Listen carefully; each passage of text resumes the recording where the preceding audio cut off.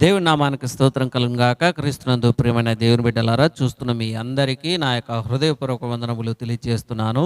ఈ దినాన ప్రాణం అన్నిటికంటే విలువైనది, చాలా ముఖ్యమైనది. మానవుని దేహంలో ప్రాణం ఉన్నంత వరకు మనిషికి విలువనిస్తాం. అయితే ఆ దేహంలో నుండి ఎప్పుడైతే ప్రాణం పోతుందో దేహానికి ఎటువంటి విలువను ఇవ్వము. ఎందుకనగా ఆ దేహాన్ని సమాధికి తీసుకుపోయి పూడ్చి పెడతారు. అంతకు మించి ఏ ప్రయోజనం లేదు అని మనము పూడ్చి పెడతాము. అయితే ఆ ప్రాణం గూర్చిన కొన్ని విషయాలను మనము తెలుసుకోవడానికి ప్రయత్నం చేద్దాం. పరిశుద్ధ గ్రంథంలో నుండి యెషయా గ్రంథము 38వ అధ్యాయము 18, 19 వచనాలలో ఇలాగ వ్రాయబడి ఉన్నది, చదువుకుందాం.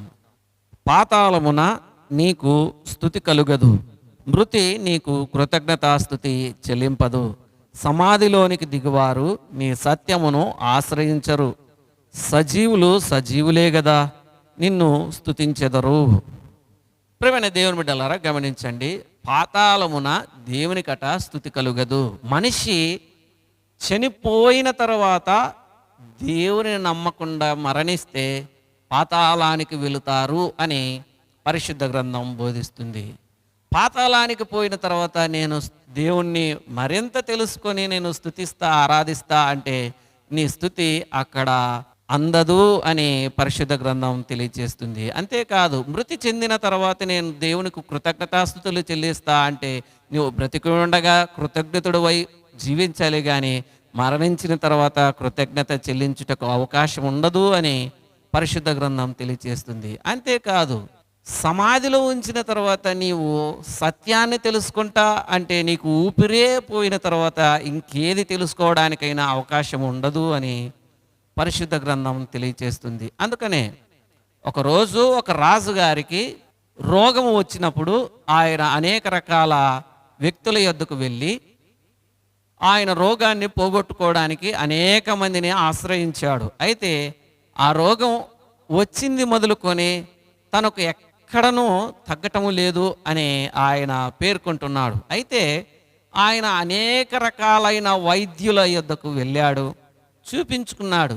తన రోగము తగ్గకపోగా అది అంతకంతకు పెరుగుతా వస్తూ ఉంది. అయితే ఒకరోజు ఆ రాజ్యములో ఉన్న ఒక దేవుని సేవకుడు ఆయన యొద్దకు వెళ్ళి, రాజా, నీకు ఈ రోగం నిన్ను తీసుకెళ్ళుటకే వచ్చినది, నీవు మరణము అగుచున్నావు గనక నీ ఇల్లును చక్కబెట్టుకో అని అంటున్నాడు. ఎలా చెప్పావయ్యా అంటే దేవుడి సెలవిచ్చాడు అని అన్నాడు. ప్రియమైన దేవుని బిడ్డలారా, గమనించండి. ఎప్పుడైతే ఆ దేవుని సేవకుడు రాజుగారి యొద్దకు వెళ్ళి, అయ్యా నువ్వు త్వరలోనే నీవు మరణిస్తున్నావు, నీ ఇల్లు చక్కబెట్టుకో అన్నప్పుడు తన జీవితానంతయు పరిశీలించుకొని ఒక్కసారిగా తన ఇంటిలో ఒక గోడ తట్టు తల పైకెత్తి మోకరించి ప్రార్థించడం ప్రారంభించాడు. యథార్థ హృదయముతో సత్యముతో నేనెట్లు నీ సన్నిధిలో నడుచుకుంటునో దేవా, ఒక్కసారి నన్ను జ్ఞాపకం చేసుకును అని ఆయన కన్నీళ్లు విడిచి ప్రార్థన చేయటం ప్రారంభించాడు. అయితే తాను చేసిన ప్రార్థన దేవుడు విని వెంటనే ఆ దైవజనుణ్ణి మరలా పిలిచి రాజుగారి యొద్దకు పంపినట్లుగా చూస్తున్నాము.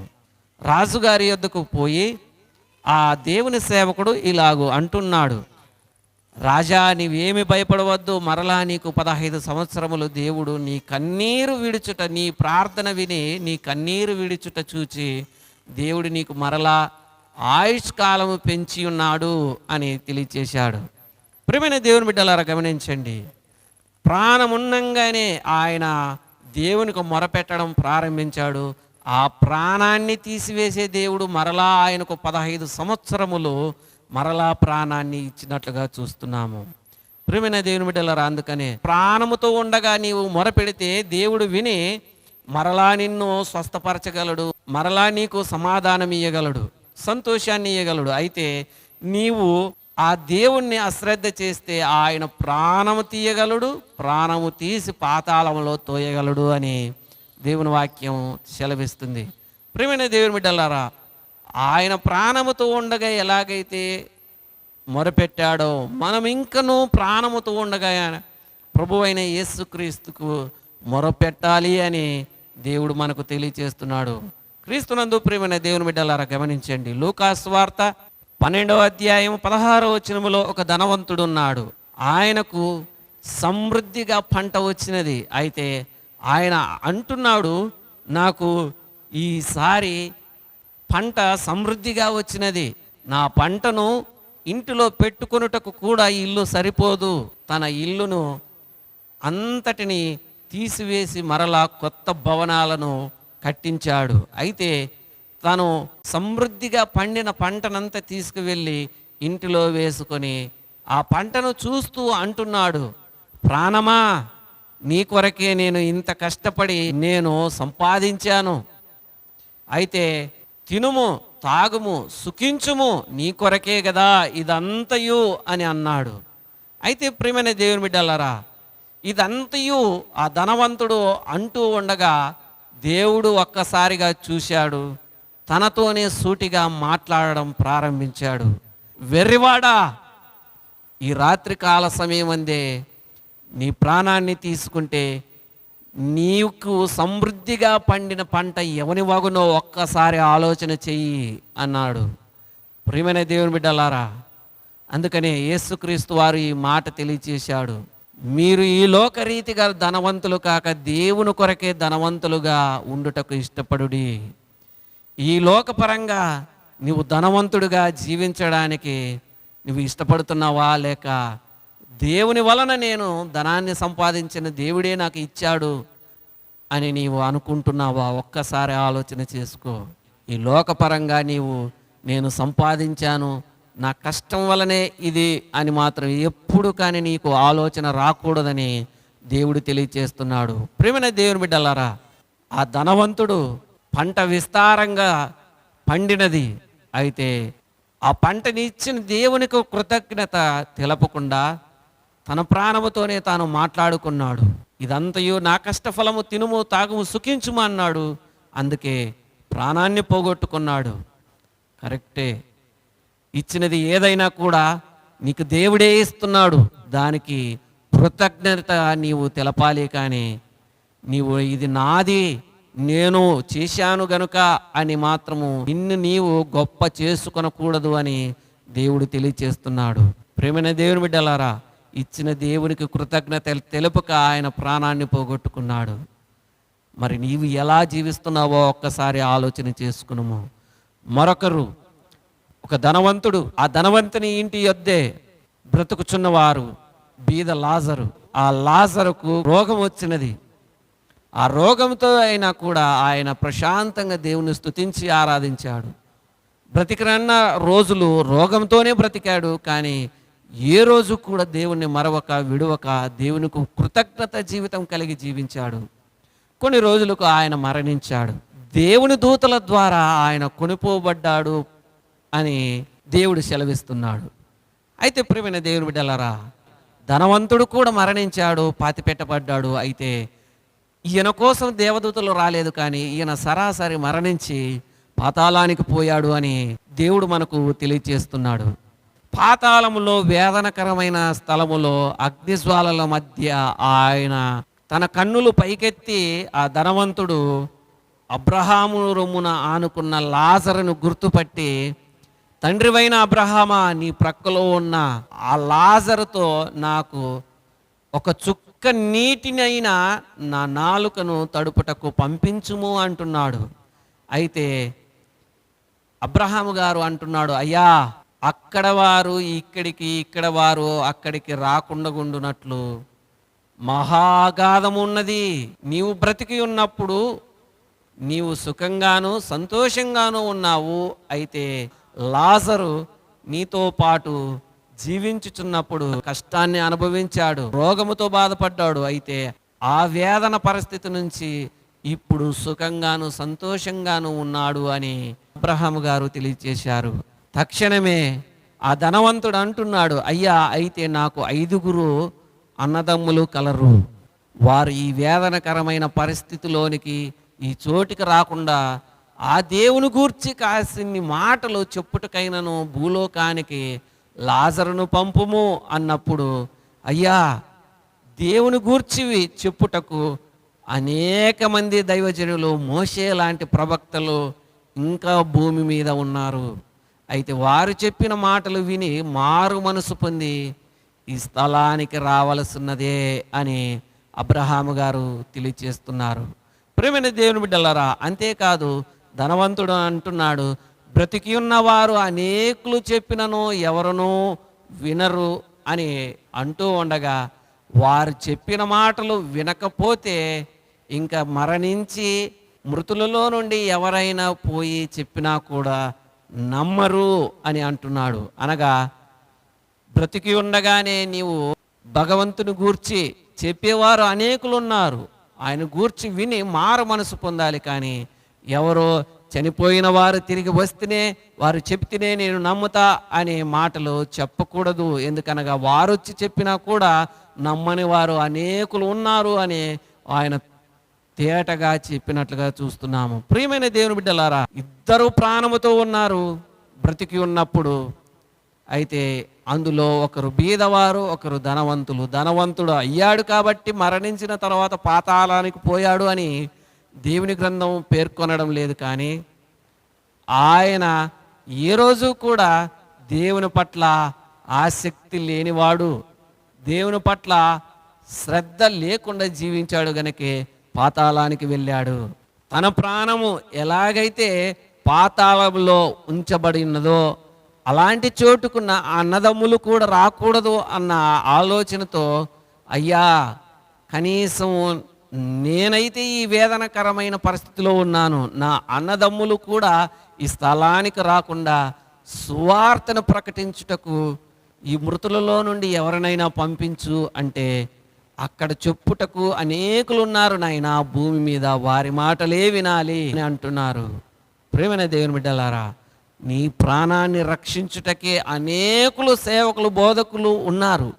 నీవు ఇకనైనా వారి మాటలు నమ్మి విశ్వసించి నీవు దేవుణ్ణి స్తుతించి ఆరాధించి మారు మనసు పొందాలనే, నీ ఆత్మను పాతాళానికి పోకుండా పరిశుద్ధుడైన యేసు వైపు నీవు తిరిగి పరలోకానికి వెళ్ళాలనే ఆయన ఆత్మతో నీకు ఈ ఆలోచన ఇస్తున్నాడు. ప్రియమైన దేవుని బిడ్డలారా, గమనించండి. అందుకనే నీవు నేను మనం ప్రాణముతో ఉండగానే ప్రభువైన యేసుక్రీస్తుని నమ్మాలి, కృతజ్ఞత చెల్లించాలి. భక్తుడైన దావీదు ఇలాగూ అంటున్నాడు. 103వ కీర్తన 1, 2, 3 వచనాలలో ఇలాగ వ్రాయబడింది. నా ప్రాణమా యెహోవాను సన్నిధించుము, నా అంతరంగములోనున్న సమస్తమ ఆయన పరిశుద్ధ నామమును సన్నిధించుము.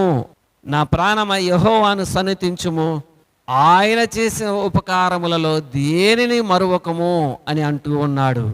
దావీదు గారు అనేక రకాలుగా ఆయన కొన్నిసార్లు పడిపోయినను మరలా ఆయన దేవునికి మొరపెట్టి తన ప్రాణముతో అంటూ ఉన్నాడు, నాలో ఏదైనా లోపముందేమో, నాకు దేవుడు అనేకమైన మేలులు చేశాడు, నేను అడగకపోయిన నా గాలినిచ్చాడు, బ్రతుకుటకు బ్రతుకునిచ్చాడు, ప్రాణాన్నిచ్చాడు అంటూ నా ప్రాణమా యెహోవాను సన్నుతించుము అని అంటూ నా అంతరంగములో ఉన్న సమస్తమా అని అంటున్నాడు. అంతరంగం అనగా లోపల ఇంకే మూలైనా ఏదైనా పాపం ఉన్నదేమో అని వాటన్నిటిని తీసివేసుకొని దేవుని స్తుతించి ఆరాధిస్తున్నాడు. ప్రియమైన దేవుని బిడ్డలారా, నా ప్రాణమా యెహోవాను సన్నిధించుము, ఆయన పరిశుద్ధ నామమును సన్నిధించుము అని అంటూ ఆయన చేసిన ఉపకారములలో దేనిని మరువకము అని అంటున్నాడు. ప్రియమైన దేవుని బిడ్డలారా, మన పట్ల దేవుడు ఎన్నో ఉపకారాలు చేశాడు. దానికి కృతజ్ఞత తెలపక మనము అనేక రకాలుగా దేవుడు నాకేమి చేశాడు అనే వారిగా జీవిస్తున్నామేమో. ఒక్కసారి ఆలోచన చేసుకుందాం. యేసుక్రీస్తు వారు 2000 సంవత్సరాల కిందట ఈ లోకానికి వచ్చాడు. నీకోసం నా కోసం ఆయన అవమానించబడ్డాడు. అంతేకాదు ఈ లోకములో జీవిస్తూ ఉండగా అనేకులతో హింసించబడ్డాడు, దూషించబడ్డాడు, హేళన చేయబడ్డాడు, అనేకులు ఉమ్మివేశారు. అంతేకాదు ఆయన మీద నేరము మోపి ఆయనను సిలువకేశారు, మేకులతో కొట్టారు. అంతేకాదు ఆయన కలువరి సిలువలో ఆయన నీ కోసం నా కోసం ప్రాణాన్ని పెట్టి ఉన్నట్లుగా చూస్తున్నాము. మరి ఆ ప్రాణాన్ని నీవు నేను వ్యర్థపరుస్తున్నామేమో ఒక్కసారి ఆలోచన చేసుకుందాం. ప్రేమైన దేవుని బిడ్డలారా, ఈ లోకంలో అడిగితే ఇచ్చేవారు అనేకులు ఉన్నారు. అడగకపోయినా నీ క్షేమం కోరి దేవుడు నీ కొరకు ప్రాణాన్ని ఇచ్చాడు. కేవలం నీవు బాగుండాలని. నీవు ప్రాణముతో ఉండగా ప్రభువైన యేసుక్రీస్తు వారిని, అయ్యా నీవు నా కొరకు ప్రాణాన్ని ఇచ్చావు దేవా అని మొరపెట్టి తక్షణమే నీవు నీ పాపాలను ఒప్పుకొని మారు మనసు పొంది నమ్మి బాప్తిసం పొందు. నీవు రక్షింపబడతావు. రక్షింపబడకపోతే ఆ ధనవంతుడు నరకానికి వెళ్ళినట్లుగా, పాతాళానికి వెళ్ళినట్లుగా నీవు కూడా పాతాళములోనికి పోతావు అని పరిశుద్ధుడైన యేసుక్రీస్తు తెలియచేస్తున్నాడు. నీవు దేవుని నమ్మితే పరలోకము నీదవుతుంది. దేవుని నమ్మకుండా మరణిస్తే పాతాళములోనికి పోవలసి వస్తుంది. అందులో నీవు దేవుని స్తుతించి ఆరాధించుటకు అవకాశం ఉండదు. దేవునికి మొరపెట్టుటకు అవకాశం ఉండదు. అక్కడ పండ్లు కొరుకుటయు అగ్ని వేదనలో ఉండవలసిన పరిస్థితి వస్తుంది. గనుక తక్షణమే నీవు మేలుకొని నీ క్షేమం నిమిత్తము ఈ మాటలు తెలియచేస్తున్నాను. నీవు తక్షణమే నీవు ప్రాణముతో ఉండగానే ప్రభువైన యేసుక్రీస్తుని నీ సొంత రక్షకునిగా అంగీకరించు. దేవుడు కొద్ది వాక్యాన్ని దీవించి ఆశీర్వదించును గాక. ఆమేన్. ప్రార్థన చేసుకుందాం. పరిశుద్ధుడా మా దేవానికి స్తోత్రం నాయనా.